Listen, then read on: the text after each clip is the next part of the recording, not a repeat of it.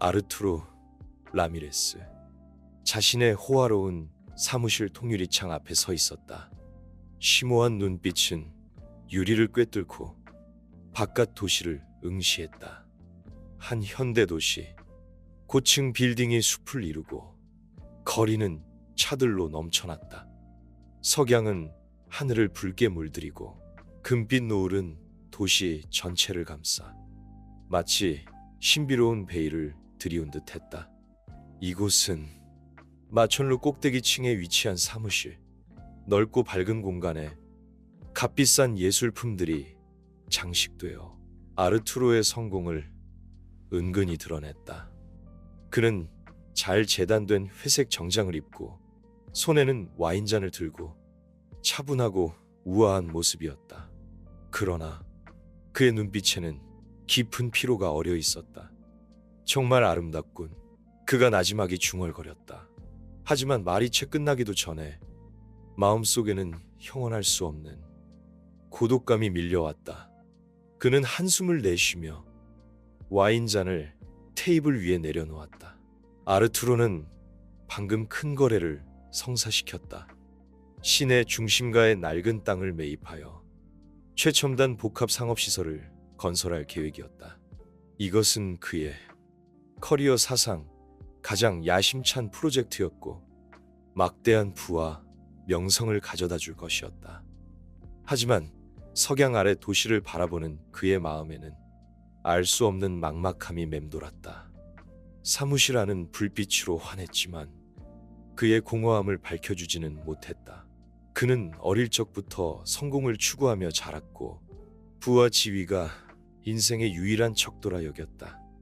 그는 끊임없이 노력했고 냉혹한 사업 세계에 뛰어들어 재능과 끈기로 자신만의 성공 신화를 써내려갔다. 그러나 성공의 대가는 가족, 친구들과의 소중한 관계를 희생하는 것이었다. 그는 다시 창밖을 바라보았다. 도시의 불빛들이 하나둘씩 켜지며 마치 별빛이 쏟아지는 듯했다. 아르투로는 알고 있었다. 저 불빛들 뒤에는 무수한 사람들의 삶이 있고 각각의 불빛은 하나의 가정, 하나의 이야기를 담고 있다는 것을. 하지만 정작 그는 텅 빈 사무실과 싼더미처럼 쌓인 서류만이 전부인 것 같았다. 아르투로, 괜찮니? 어머니, 아드리아나의 목소리가 전화 너머로 들려와 그의 생각을 끊었다. 네, 엄마. 좀 피곤할 뿐이에요. 그는 애써 밝은 목소리로 답했다. 네가 항상 바쁜 건 알지만 바쁘다고 행복한 건 아니란다. 시간 내서 집에 와서 밥 한 끼 먹자꾸나. 집이 너무 휑하구나. 아드리아나의 목소리에는 은근한 기대가 담겨 있었다. 아르투로는 잠시 침묵하다가 고개를 끄덕였다. 네, 엄마. 시간을 내볼게요. 전화를 끊고 그는 다시 창밖을 바라보았다. 마음은 더욱 복잡해졌다. 그는 가족을 사랑하지 않는 것이 아니었다. 단지 그의 삶은 이미 일에 잠식당했고 감정은 점점 메말라가고 있었다. 이제 그는 잃어버린 것들을 되찾을 수 있을지조차 확신할 수 없었다. 밤이 찾아오고 도시의 불빛은 더욱 화려하게 빛났다. 아르투로는 커튼을 치고 책상으로 돌아갔다. 새 프로젝트 계획서를 펼쳐들고 데이터와 도면을 응시했지만 도무지 집중할 수 없었다. 이게 내가 원하는 삶인가? 그는 나지막이 자문했지만 답은 찾을 수 없었다. 아르투로는 알고 있었다. 내일 그는 직접 그 땅으로 가서 철거 작업을 시작해야 한다는 것을. 그 땅 위에 낡은 건물들은 곧 흔적도 없이 사라지고 그 자리에 최첨단 복합 상업시설이 들어설 것이다. 그의 커리어의 정점이지만 동시에 그의 공허함을 상징하는 것이기도 했다. 그는 깊은 한숨과 함께 계획서를 덮고 홀로 사무실을 나섰다. 차가운 밤 공기 속으로 발걸음을 옮겼다. 이른 아침 햇살이 낡은 붉은 벽돌집 위로 쏟아졌다. 벽에는 금이 가고 나무 창문은 위태롭게 매달려 있었지만 집주인 로레나에게 이곳은 평생의 추억이 담긴 곳이었다. 그녀는 문 앞에 서서 눈앞의 모든 것을 바라보았다. 그녀의 눈빛에는 복잡한 감정이 가득했다. 어두컴컴한 집안, 낡고 소박한 가구들, 벽에는 바랜 사진들이 가득했다. 로레나는 조심스럽게 낡은 서랍에서 사진들을 하나씩 꺼내 먼지를 털어내고 종이 상자에 담았다. 이 사진들은 그녀와 가족들이 함께했던 수많은 아름다운 시간들을 담고 있었다. 그녀의 손이 특별한 사진 한 장에 닿자 시선이 멈췄다. 오래전 찍은 가족 사진. 사진 속 그녀는 젊고 아름다웠고 남편은 다정하게 그녀의 어깨를 감싸고 있었다. 아이들은 두 사람 주위에 앉아 환하게 웃고 있었다. 얼마나 행복했던 시절이었던가. 그녀는 나지막이 읊조리며 눈가에 눈물이 맺혔다. 하지만 그 시절은 이제 다시 돌아오지 않는다. 로레나는 천천히 거실로 걸어갔다. 익숙한 구석구석을 눈에 담았다. 식탁은 아이들이 음식을 놓고 티격태격하던 곳. 부엌에는 남편이 그녀를 위해 커피를 내리던 모습이 떠올랐다. 창가의 낡은 흔들의자는 그녀가 가장 좋아하던 독서 공간이었다. 그녀는 흔들의자 팔걸이를 가볍게 쓰다듬었다. 아이들의 웃음소리가 아직도 들리는 듯했다. 하지만 이제 아이들은 모두 장성하여 가정을 꾸렸고 남편도 오래전 세상을 떠났다. 이 낡은 집에는 추억과 함께 그녀만 남았다. 이제 떠나야지. 로레나는 심호흡을 하고 혼잣말을 했다. 문 밖에서는 철거 인부들이 기다리고 있었다. 그들은 종이 상자를 튼 노쇠한 로레나가 나오는 모습을 보며 안타까운 눈빛을 보냈다. 준비되셨습니까? 부인. 한 인부가 정중하게 물었다. 로레나는 고개를 끄덕이며 애써 미소를 지었다. 짐은 다 챙겼어요. 마지막으로 이 집을 한 번만 더 보고 싶네요.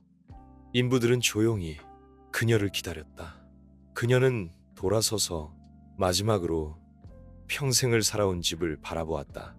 그녀의 집, 그녀의 안식처였던 이곳이 곧 잿더미가 되어 차가운 콘크리트 빌딩으로 변할 것이다.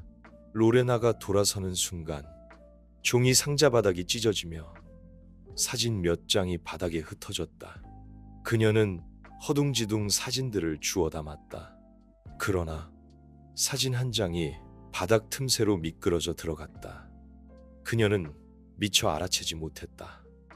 사진은 집안에 남겨진 채 곧 시작될 철거 작업 속에 숨겨진 단서가 되었다. 로레나는 다시 짐을 챙겨 들고 천천히 이삿짐 트럭으로 향했다. 그녀의 뒷모습은 작고 초라했지만 발걸음만은 단호했다. 아무리 마음이 아파도 삶은 계속 나아가야 한다는 것을 알고 있었다. 철거 인부들은 말없이 그녀의 뒷모습을 바라보다가 집 안으로 들어갔다. 곧 시작될 작업을 준비하기 위해. 그들은 알지 못했다.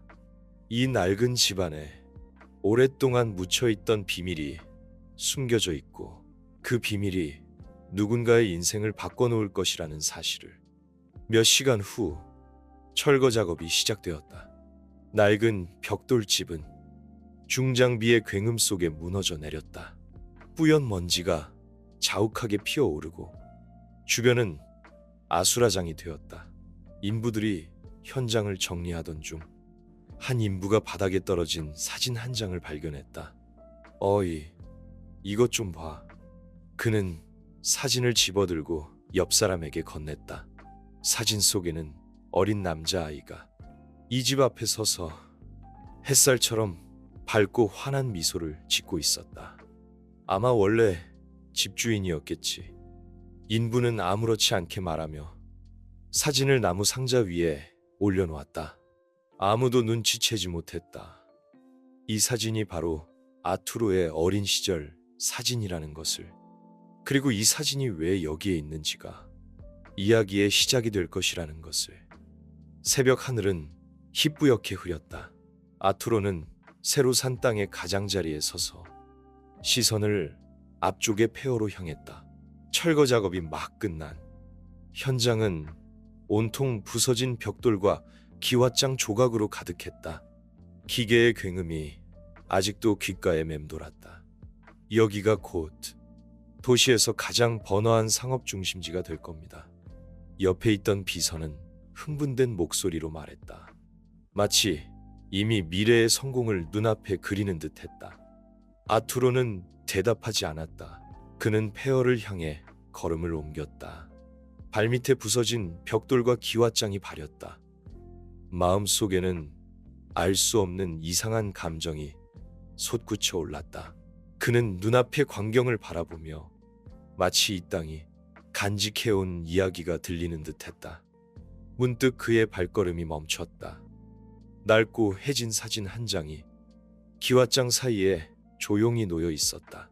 가장자리는 먼지로 뒤덮여 거의 눈에 띄지 않을 뻔했다. 아투로는 허리를 굽혀 조심스럽게 사진을 집어들었다. 손으로 살며시 먼지를 털어냈다. 사진 속의 장면에 그는 멍하니 서 있었다. 5, 6 살쯤 되어 보이는 남자아이가 낡은 집 앞에 서서 환하게 웃고 있었다. 눈빛에는 천진난만함과 즐거움이 가득했다. 그리고 그를 놀라게 한 것은 그 아이가 바로 자신이라는 사실이었다.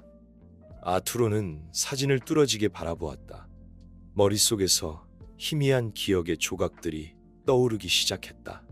좁은 골목길, 집 밖에 흔들리자 골목 어귀에 늘 퍼져 있던 이웃집 커피향. 그는 어렴풋이 기억나는 자상한 할머니가 늘 자신에게 이야기를 들려주고 넘어지면 다정하게 위로해주던 모습을 떠올렸다. 이럴 리가 없어. 아투로는 중얼거렸다. 그 기억은 이미 잊힌 지 오래였고 심지어 진짜였는지조차 확신할 수 없었다. 그러나 손에 든 사진은 그가 부정할 수 없게 만들었다. 아투로 씨, 비서의 목소리가 그를 현실로 돌아오게 했다. 뭘 보고 계신 겁니까? 아무것도 아니야. 아투로는 재빨리 사진을 양복 주머니에 넣었다. 그의 눈빛에는 복잡한 감정이 스쳐 지나갔다. 차에 돌아온 아투로는 계속 사진을 쥐고 있었다. 그는 눈을 감고 더 많은 세부 사항을 떠올리려 애썼지만 머릿속은 혼란스럽기만 했다. 왜 이 사진이 여기에 있는 걸까? 이 집과 나에게 무슨 관계가 있는 걸까? 그는 마음속으로 끊임없이 자문했지만 답을 찾을 수 없었다. 비서는 옆에서 프로젝트 진행 상황을 보고했지만 아투로의 생각은 이미 먼 곳으로 향해 있었다. 그는 사진을 쥔 손가락에 힘을 주었다. 마치 사진이 갑자기 사라질까봐 두려운 듯이. 그날 저녁, 아투로는 일찍 퇴근해서 사진을 가지고 집으로 돌아갔다. 그는 거실 소파에 앉아 앞에 놓인 마시지 않은 커피를 바라보았다. 그의 어머니 아드리아나가 들어와 심각한 그의 표정을 보고 걱정스럽게 물었다. 아투로, 무슨 일 있니? 아투로는 잠시 망설이다. 주머니에서 사진을 꺼내 어머니에게 건넸다. 어머니, 이 사진 아세요? 아드리아나는 사진을 받아든 순간 얼굴이 새하얗게 질렸다. 그녀의 손은 미세하게 떨렸고 눈에는 당황한 기색이 스쳤지만 금세 평정을 되찾았다. 그냥 오래된 사진 같은데. 그녀는 태연한 척 말하며 사진을 탁자 위에 올려놓았다. 어머니, 이 사진 속 아이는 저예요. 그렇죠. 아투로는 목소리에 힘을 주었다. 시선은 어머니에게서 떨어지지 않았다. 그래, 내 어렸을 적 사진이야. 아드리아나는 잠시 침묵하다. 조용히 인정했다. 그럼 이 집은요? 왜 철거된 땅에서 이 사진이 나온 거죠? 우리가 저기에 살았었나요? 아투로의 목소리에는 다급함이 묻어났다. 아드리아나는 고개를 숙였다. 표정은 복잡했다. 이 일은 설명하기가 좀 어려워. 지금은 네가 알 필요가 없다고 생각한다. 아투로의 미간이 찌푸려졌다. 어머니의 대답은 그를 납득시키기에 충분하지 않았다. 그는 자리에서 일어섰다. 목소리에는 단호함이 담겨 있었다.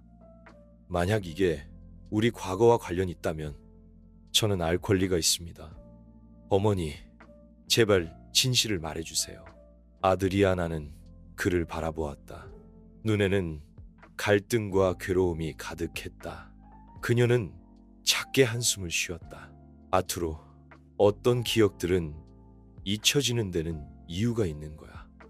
어쩌면 있는 게 너에게 더 좋을지도 몰라. 그녀는 거실을 나갔다. 아투로는 홀로 그 자리에 서 있었다.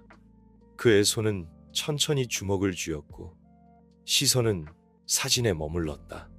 마음속 의문은 더욱 깊어졌다. 밤하늘에는 별빛이 반짝였지만 아투로의 마음은 깊은 어둠처럼 평온할 수 없었다. 그는 책상 앞에 앉아 빛바랜 사진을 바라보며 끊임없이 생각에 잠겼다. 그는 서랍을 열고 낡은 앨범을 꺼내 그 안에서 실마리를 찾으려 했었다. 앨범에는 그의 어린 시절 사진이 가득했지만 이상하게도 거의 모든 사진이 넓은 정원에서 찍힌 것이었다. 사진 속 낡은 집과는 전혀 달랐다. 그는 마지막 페이지를 넘겼다. 어느 시기의 사진들이 의도적으로 없어진 것을 발견했다. 어머니가 뭔가 숨기고 있어. 그는 나지막이 중얼거렸다. 사진을 발견한 이후로 의문은 그의 곁을 떠나지 않았다. 다음 날 아침, 아투로는 아침 식사 자리에서 다시 낡은 집에 대한 이야기를 꺼냈다. 어머니, 그 집은 도대체 우리와 무슨 관계가 있는 거죠? 그의 목소리는 단호했다. 아드리아나는 차를 내려놓으며 불안한 기색을 보였다. 아투로, 내가 말했잖니.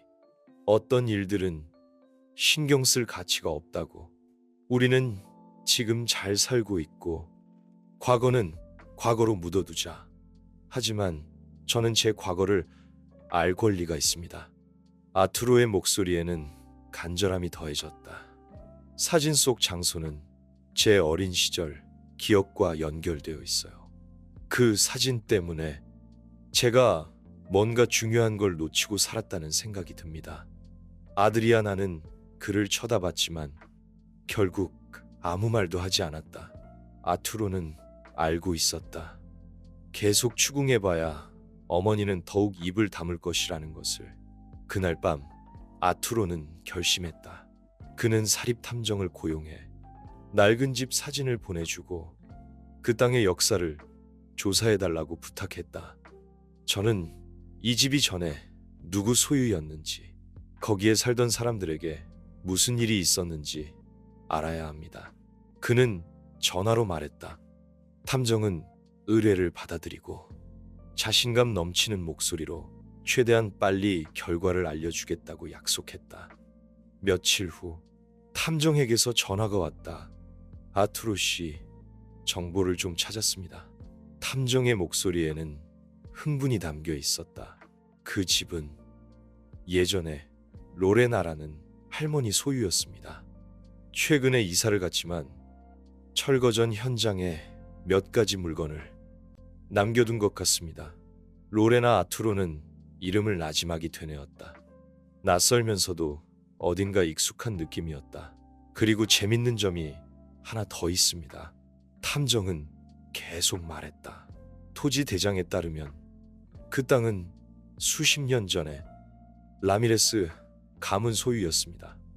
이 말은 마치 벼락처럼 아투로의 가슴을 강타했다. 그는 휴대폰을 꽉 쥐고 물었다.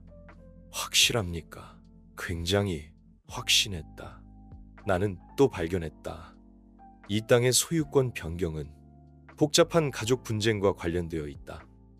하지만 구체적인 세부 사항은 시간을 들여 조사해야 한다. 아르투로는 전화를 끊었다. 심장이 북처럼 쿵쾅거렸다. 그는 어머니께 이 땅이 가족 소유라는 이야기를 들어본 적이 없었다. 더군다나 가족과 로레나 사이의 관계는 전혀 알지 못했다. 다음 날 아르투로는 결심했다. 직접 로레나가 후원했을 만한 곳을 찾아가 보기로. 그는 비서에게 차량을 준비시켰다. 조사관이 제공한 주소를 따라 외딴 지역 사회로 향했다. 그가 비좁은 아파트 안으로 들어섰을 때 입구에 놓인 몇몇 시든 화분들이 그의 마음에 복잡한 감정을 불러일으켰다. 그는 문을 두드렸다. 잠시 후 문이 천천히 열렸다. 문 안쪽에는 나이 지긋한 노인이 서 있었다. 그의 얼굴은 주름으로 가득했지만 눈빛에는 완고한 기색이 서려 있었다. 로레나, 쉬세요. 아르투로가 정중하게 물었다. 로레나는 고개를 끄덕였다. 의아한 눈빛으로 그를 바라보며 네, 그런데 당신은? 저는 아르투로 라미레스입니다. 그는 사진을 건넸다. 방금 철거된 옛집에서 이 사진을 발견했습니다. 어렴풋한 어린 시절 기억이 떠올라서요. 이 집과 저 사이에 어떤 관계가 있는지 알고 싶습니다. 로레나는 사진을 응시했다. 눈빛에는 감출 수 없는 놀라움이 스쳐 지나갔다. 그녀는 떨리는 목소리로 물었다. 당신 이름이 라미레스라고 했나요? 네, 라미레스입니다. 아르투로가 되풀이해서 말했다. 그 이름이 로레나의 감정을 건드린 듯했다. 로레나는 잠시 침묵했다. 눈가가 촉촉해졌다. 얘야, 이 사진 속 집은 한때 내 집이었고 네, 어머니의 집이기도 했단다. 이 말에 아르투로의 머릿속은 벼락을 맞은 듯했다. 그는 어머니에게서 이 집에 대한 이야기를 들어본 적이 없었다. 제 어머니의 집이라고요. 아르투로는 믿을 수 없다는 듯이 물었다. 그런데 왜 어머니는 한 번도? 로레나는 고개를 숙였다. 한숨을 쉬었다. 어떤 일들은 내 어머니는 너에게 말해봤자 의미가 없다고 생각했을 거야. 고통스러운 과거였으니까. 진실을 말씀해 주시겠습니까? 아르투로의 목소리에는 간절함이 담겨 있었다. 로레나는 그를 바라보았다. 마침내 고개를 끄덕였다. 네가 정말 알고 싶다면 앉아서 들어보렴. 로레나는 의자에 조심스럽게 앉았다. 시선은 손에 든 사진에 머물렀다. 아득한 옛날을 회상하는 듯했다. 아르투로는 그녀의 맞은편에 앉아 그녀의 이야기를 기다렸다. 이 사진, 로레나의 목소리는 약간 떨렸다. 이 집 앞에서 찍은 거란다. 네, 어린 시절. 그때 내 어머니 아드리아나는 아주 젊었지. 우리 가족 모두 거기서 살았단다. 하지만 어머니는 이 일에 대해 한 번도 말씀하신 적이 없어요. 아르투로는 눈살을 찌푸렸다. 어머니의 침묵이 분명 혼란스러웠다. 당연히 말하지 않았겠지. 로레나는 고개를 들었다. Ada apa? Ayah, baik-baik saja. Aku segera ke sana. Setelah ia menutup telepon, wanita itu tersenyum dan berbicara dengan suara tenang. Kita tunggu anak kakek datang, lalu kita bicara lagi. Kakek jangan khawatir. Semua masalah pasti ada jalan keluarnya. Pak Tu mengangguk pelan. Hatinya perlahan merasa lebih tenang. Tapi ia tidak tahu bahwa kedatangan anaknya akan membawa sebuah kejutan besar. Untuk cerita ini, Kurang dari 20 menit setelah Pak Tu menelepon, sebuah sepeda motor melaju dengan kecepatan tinggi. Pengendaranya adalah Hoang, putra tunggal Pak Tu. Hoang menghentikan motornya, dengan cepat melepas helmnya dan berlari ke arah kerumunan yang berdiri di sekitar mobil mewah itu. "Ayah, tidak apa-apa, ayah terluka dimanapun?" Ia bertanya sambil buru-buru memeriksa seluruh tubuh Pak Tu. Wajahnya menunjukkan kekhawatiran yang jelas. Pak Tu menggelengkan kepala. Suaranya sedih. "Ayah, baik-baik saja. Hanya tidak sengaja menggores mobil orang. Ayah sudah minta maaf, tapi sopirnya bilang harus ganti rugi biaya perbaikan. Ayah memanggilmu ke sini untuk meminta bantuan. Ayah juga tidak tahu harus berbuat apa." Mendengar itu, Hoang berbalik dan melihat ke arah mobil. Goresan panjang terlihat jelas di lapisan cat yang mengkilap. Tapi yang lebih menarik perhatiannya adalah sikap tidak menyenangkan dari sopir itu. Tidak dapat menahan amarahnya, ia berkata dengan suara keras, "Mobil cuma tergores sedikit. Kenapa kau mempermasalahkan hal sebesar ini? Ini ayah saya. Beliau sudah minta maaf. Apa itu belum cukup? Kenapa kau memarahi beliau seperti itu?" Sopir itu mengerutkan kening, hendak membantah. Tapi wanita yang berdiri di sampingnya dengan cepat mengangkat tangannya untuk menghentikannya. Dia dengan tenang melihat ke arah Hoang. Matanya tajam, tetapi tetap tenang. "Kau putra kakek itu?" Hoang mengangguk. Wajahnya masih menunjukkan kemarahan, lalu menjawab, "Yah, saya putra beliau. Masalah ini memang salah ayah saya.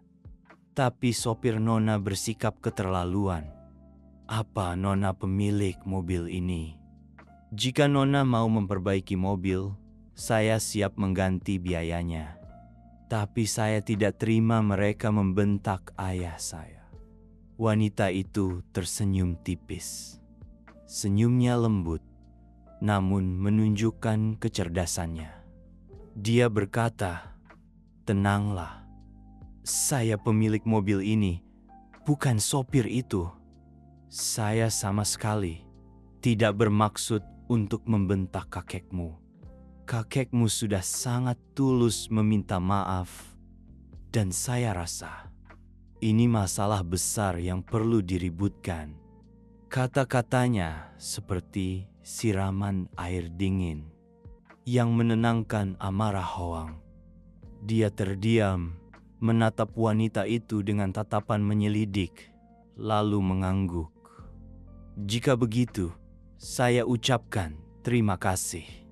Tapi ayah saya tetap akan bertanggung jawab. Kami akan mengganti biaya perbaikan mobil Nona." Pak Tu buru-buru menarik tangan putranya. Suaranya penuh kekhawatiran. "Hoang, ayah sudah bilang kalau ayah tidak sengaja. Nona ini juga tidak mempersulit ayah. Jangan terlalu tegang." Tapi Hoang tetap bersikap serius. Ia berbalik dan memandang wanita itu dengan tatapan penuh tekad. "Ayah, saya sudah berbuat salah. Dan saya tidak mau ayah saya dicap buruk karena membuat masalah lalu tidak mau bertanggung jawab. Beritahu saja berapa biaya perbaikannya. Saya akan tanggung semua." Wanita itu tersenyum tipis dan menggelengkan kepala. "Kau tampaknya orang yang jujur dan bertanggung jawab. Tapi saya tegaskan lagi, ini tidak perlu. Goresan ini tidak seberapa, tidak perlu diperbaiki. Yang lebih penting, sikap orang-orang di sini yang perlu dibicarakan." Dia berbalik dan melihat ke arah sopir. Tatapannya menjadi dingin. "Kau tahu betul kalau saya tidak suka orang yang bersikap tidak sopan. Sudah berapa kali saya bilang, jangan pernah bersikap arogan kepada orang tua. Kau mengecewakan saya. Sopir itu menundukkan kepala, tidak berani bicara lagi. Suasana di sekitar menjadi hening. Tiba-tiba, wanita itu berbalik dan melihat ke arah Pak Tu. Lalu, dengan lembut membungkuk dan memunguti sayuran yang jatuh. Ini adalah hasil kerja keras kakek. Biar saya ganti rugi telur dan sayuran kakek yang rusak. Pak Tu buru-buru melambaikan tangan dan menggelengkan kepala. Tidak perlu, Nona. Saya sudah menggores mobil Nona. Sekarang, Nona malah memberikan kompensasi kepada saya. Rasanya tidak pantas. Tapi dia tetap bersikeras. Dia mengeluarkan selembar uang besar dari dompetnya dan memberikannya kepada Pak Tu. Kakek, ambillah. Ini bukan uang untuk perbaikan mobil, melainkan kompensasi untuk kerja keras kakek. Anggap saja saya membeli sayur dan telur ini. Kerumunan di sekitar kembali berbisik-bisik. Beberapa orang mengagumi kebaikan hati wanita itu. Yang lain merasa terkejut dengan cara dia menangani situasi. Hoang berdiri dan memperhatikan. Hatinya merasa lebih tenang. Dia menundukkan kepala dan berkata kepada wanita itu, "Terima kasih, Nona, karena tidak mempersulit ayah saya. Hari ini saya terlalu gegabah. Mohon dimaafkan." Wanita itu tersenyum, menjawab dengan suara lembut, namun penuh makna.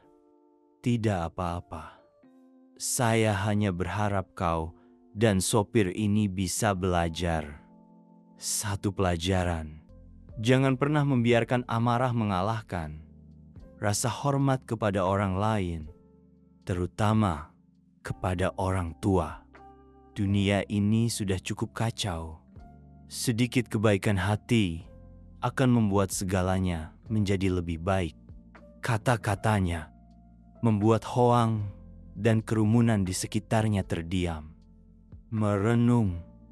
Ketika semuanya tampak sudah berakhir, wanita itu memandang Pak Tu sekali lagi dan menambahkan, "Kakek orang baik. Kakek telah mengajari anakmu sebuah pelajaran tentang tanggung jawab dan kemanusiaan. Saya sangat menghargai itu." Kata-katanya seperti sinar yang menghangatkan hati Pak Tu. Tapi ia tidak tahu bahwa itu belumlah akhir dari kejutan dalam cerita ini. Setelah semuanya tampak mereda, wanita itu berbalik dan memandang Pak Tu dan Hoang. Matanya menunjukkan ekspresi termenung, seperti sedang mempertimbangkan sesuatu. Akhirnya, dia tersenyum lembut namun penuh arti, dan perlahan berkata, "Kakek, saya tidak ingin mempersulit kakek atau anak kakek, tapi ada beberapa hal yang ingin saya katakan sebelum pergi." Baik Pak Tu maupun Hoang terkejut. Mereka mendengarkan dengan penuh hormat. Sementara itu, kerumunan di sekitar juga enggan untuk pergi. Wanita itu melanjutkan. Suaranya lembut dan penuh emosi. "Sebenarnya, saya sangat memahami keadaan kakek. Karena dulu keluarga saya juga pernah miskin. Saya dibesarkan di desa. Saya juga pernah melihat ibu saya berjualan sayur di pasar untuk menghidupi dan membesarkan kami. Setiap kali ibu saya mengalami masalah, saya selalu bertanya-tanya, kenapa orang-orang bersikap dingin? kepada pekerja seperti ibu saya. Saat saya dewasa, saya berjanji pada diri sendiri untuk tidak pernah melupakan masa-masa itu dan tidak akan pernah membiarkan harga diri orang lain terluka hanya karena materi. Kata-kata wanita itu membuat bukan hanya Paktu, tetapi juga semua orang di kerumunan terdiam. Beberapa orang mulai berbisik-bisik satu sama lain. Mereka memandang wanita itu dengan rasa kagum. Mobil ini mungkin sangat mahal, tapi itu tidak sepenting rasa kemanusiaan. Goresan di mobil tidak ada artinya dibandingkan dengan nilai rasa hormat kepada orang tua atau empati kepada pekerja keras seperti kakek. Kakek sudah minta maaf. Itu sudah cukup. Tidak perlu kompensasi apapun. Dia menatap mata Hoang dan melanjutkan.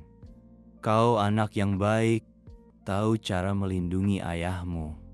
Tapi terkadang alih-alih marah, kita perlu belajar berkomunikasi dengan lebih tenang.